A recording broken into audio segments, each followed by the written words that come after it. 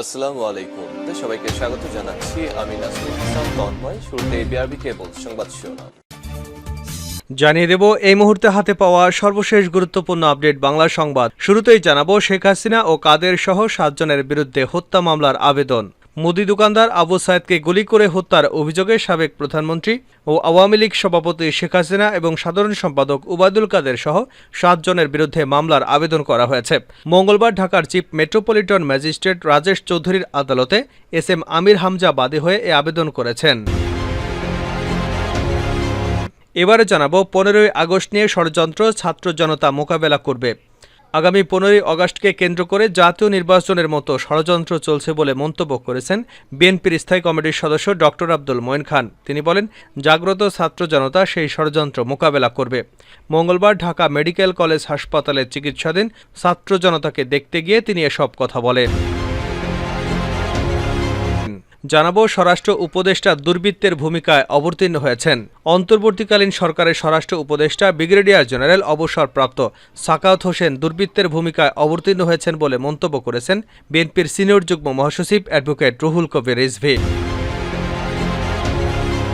এদিকে ইন্টারনেট বন্ধ করেছিল সরকারি 2 সংস্থা। ফোন করেছিলেন জুনায়েদ আহমেদ পলক। কোটা সংস্কার আন্দোলন ও পরবর্তী সময়ে সরকার পদত্যাগের 1 দফা দাবিতে কর্মসূচি চলাকালে সারা দেশে বন্ধ করে দেওয়া হয়েছিল ইন্টারনেট সেবা। এর পেছনে নানা অজুহাতও দিয়েছিলেন তৎকালীন সরকার। প্রকৃতপক্ষে সে সময় সরকারি 2 সংস্থা বাংলাদেশ টেলিযোগাযোগ নিয়ন্ত্রণ কমিশন ও national telecommunication monitoring centre internet বন্ধের আদেশ দিত।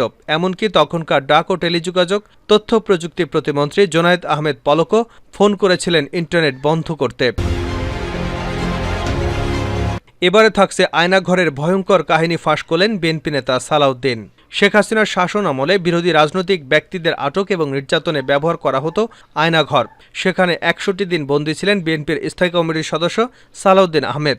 শেখ হাসিনার দেশত্যাগ এবং আওয়ামী লীগ সরকারের পতনের পর আয়নাঘরে রহস্যভেদ হয়। সেই টর্চার সেল থেকে 3 বন্দী মুক্তিও পেয়েছেন। এবং সর্বশেষ জানাবো অবশেষে সরিয়ে দেওয়া হলো এসবি চিফ মনিরুলকে। বাংলাদেশ পুলিশ সার্ভিস অ্যাসোসিয়েশনের সভাপতি হিসেবে স্পেশাল ব্রাঞ্চের প্রধান পুলিশের অতিরিক্ত মহাপরিদর্শক মোহাম্মদ মনিরুল ইসলামকে বদলি করা হয়েছে। আজ মঙ্গলবার স্বরাষ্ট্র মন্ত্রণালয়ের জননিরাপত্তা বিভাগের পুলিশ অধিশাখা 1-এর উপসচিব মোহাম্মদ মাহবুবুর রহমান স্বাক্ষরিত এক প্রজ্ঞাপনে এ তথ্য জানানো হয়। এতক্ষণ শিরোনাম শুনছিলেন, এবার বিস্তারিত। প্রিয় দর্শক, আপনি যদি এই চ্যানেলে নতুন হয়ে থাকেন, ভিডিওটি দেখতে দেখতে চ্যানেলটি সাবস্ক্রাইব করে আমাদের সঙ্গেই থাকুন। আর এই ভিডিও সম্পর্কে আপনি আপনার মূল্যবান মতামতটি কমেন্ট বক্সে জানিয়ে দিন। আর হ্যাঁ প্রিয় দর্শক, জানিয়ে দিন ভিডিওটি কোথা থেকে দেখছেন।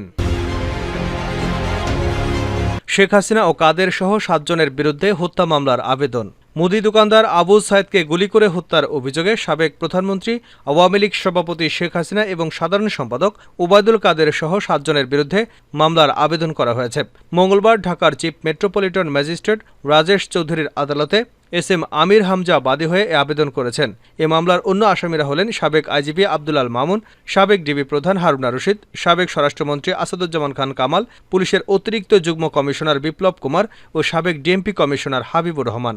এছাড়া মামলায় অজ্ঞাতনামা আওয়ামী লীগ নেতৃবৃন্দ ও পুলিশের ঊর্ধ্বতন কর্মকর্তা সহ পুলিশ সদস্যদের আসামি করা হয়েছে।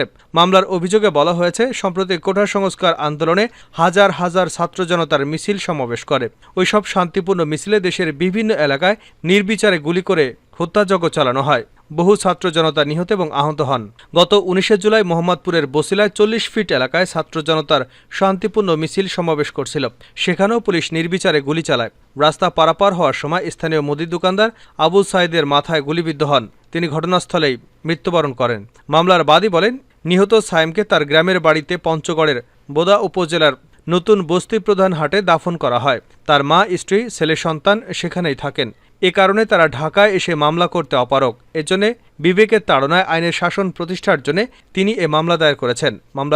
মামলার অভিযোগে বাদী আরও বলেন, সাবেক প্রধানমন্ত্রী শেখ হাসিনা কোটা সংস্কার আন্দোলনে কঠোর হস্তে দমন করবার বারবার নির্দেশনা দিয়েছেন। ওবায়দুল কাদের এবং আসাদুজ্জামান কামালের নির্দেশে পুলিশের আইজিপি এবং ঊর্ধ্বতন কর্মকর্তারা অধস্তন পুলিশদের নির্দেশ দিয়ে মিছিলে গুলি চালায়। পরস্পর যোগসাজশে আসামিরা হত্যাকাণ্ড ঘটিয়েছে। কাজে এর বিচার হওয়া প্রয়োজন।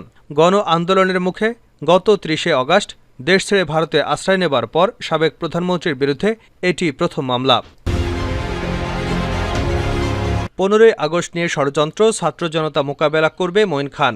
15ই আগস্টকে কেন্দ্র করে জাতীয় নির্বাচনের মতো ষড়যন্ত্র চলছে বলে মন্তব্য করেছেন বিএনপির স্থায়ী কমিটির সদস্য ডক্টর আব্দুল মঈন খান। তিনি বলেন, জাগ্রত ছাত্র জনতা সেই ষড়যন্ত্র মোকাবেলা করবে। মঙ্গলবার ঢাকা মেডিকেল কলেজ হাসপাতালে চিকিৎসাধীন ছাত্র জনতাকে দেখতে গিয়ে তিনি এসব কথা বলেন। ডক্টর আব্দুল মঈন বলেন, ছাত্র জনতার পছন্দের অন্তর্বর্তীকালীন সরকার গঠন হয়েছে, ফলে তারা তাদের দায়িত্ব যথাযথভাবে পালন করবে। তিনি আরও বলেন, ছাত্ররা প্রমাণ করেছে কোনো স্বৈরাচার সরকার নির্যাতন করে ক্ষমতায় থাকতে পারে না। তাদের এই সাফল্য বিশ্বের ইতিহাসে স্বর্ণাক্ষরে লেখা থাকবে।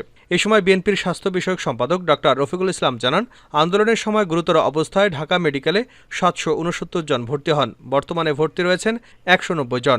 এখনও ঢাকার বাইরে থেকে আহত রোগী আসছেন বলেও জানিয়েছেন তিনি। স্বরাষ্ট্র উপদেষ্টা দুর্বৃত্তের ভূমিকায় অবতীর্ণ হয়েছে রিজভী। অন্তর্বর্তীকালীন সরকারের স্বরাষ্ট্র উপদেষ্টা ব্রিগেডিয়ার জেনারেল অবসরপ্রাপ্ত এম সাখাওয়াত হোসেন দুর্বৃত্তের ভূমিকায় অবতীর্ণ হয়েছেন বলে মন্তব্য করেছেন বিএনপির সিনিয়র যুগ্ম মহাসচিব অ্যাডভোকেট রুহুল কবির রিজভী।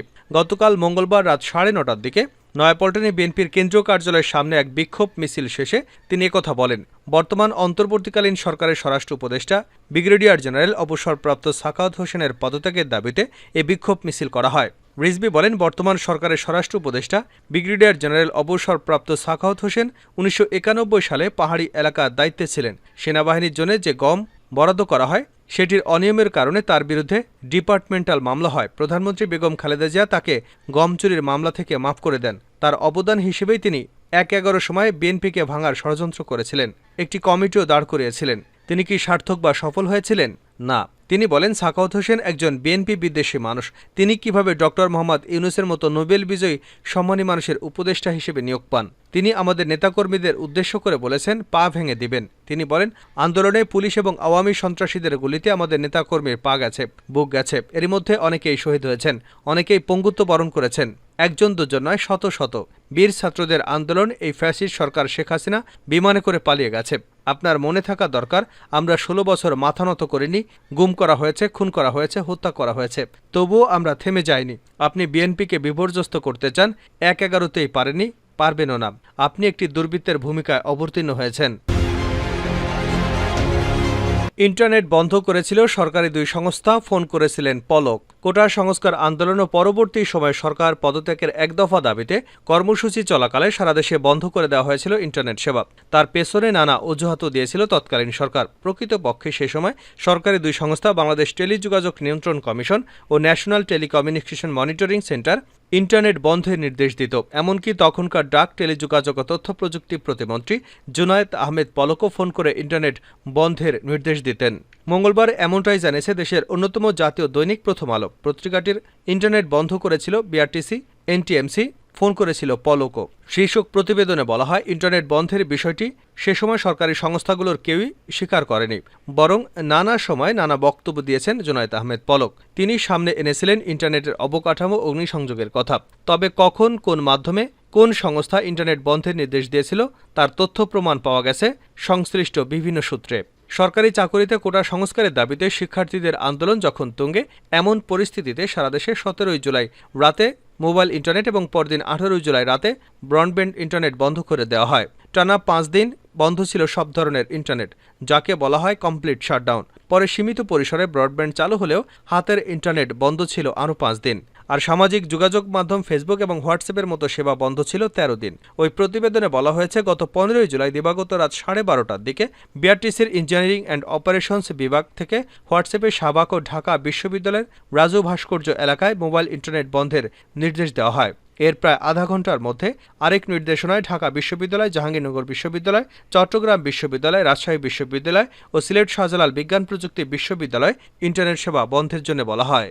আইআইজি প্রতিষ্ঠানগুলোর সংগঠন আইআইজিএবির মহাসচিব আহমেদ জুনায়েদ বলেন, এভাবে ইন্টারনেট বন্ধের কথা ভাবা যায় না। আর্থিক ক্ষতির সঙ্গে দেশের ভাবমূর্তি ক্ষতিগ্রস্ত হয়েছে। নিয়ন্ত্রক সংস্থাকে রাজনীতিমুক্ত করে স্বাধীন কমিশন গঠনের জন্য তিনি অন্তর্বর্তী সরকারের কাছে অনুরোধ জানান।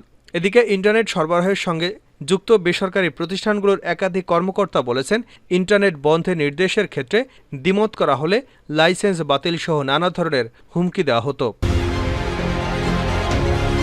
সরিয়ে দেওয়া হলো এসবির চিফ মনিরুলকে। বাংলাদেশ পুলিশ সার্ভিস অ্যাসোসিয়েশনের সভাপতি হিসেবে স্পেশাল ব্রাঞ্চের প্রধান পুলিশের অতিরিক্ত মহাপরিদর্শক মোহাম্মদ মনিরুল ইসলামকে বদলি করা হয়েছে। আজ মঙ্গলবার স্বরাষ্ট্র মন্ত্রণালয়ের জননিরাপত্তা বিভাগের পুলিশ অধিশাখা ১-এর উপসচিব মোহাম্মদ মাহবুবুর রহমান স্বাক্ষরিত এক প্রজ্ঞাপনে এ তথ্য জানানো হয়। প্রজ্ঞাপনে বলা হয়, মোহাম্মদ মনিরুল ইসলামকে পুলিশ অধিদপ্তরের অতিরিক্ত মহাপরিদর্শক হিসেবে সংযুক্ত করা হয়েছে। তার স্থলে বাংলাদেশ রেলওয়ে পুলিশের ডিআইজি মোহাম্মদ শাহ আলমকে পদায়ন করা হয়েছে। জনস্বার্থে জারিকৃত এই আদেশ অবিলম্বে কার্যকর করা হবে।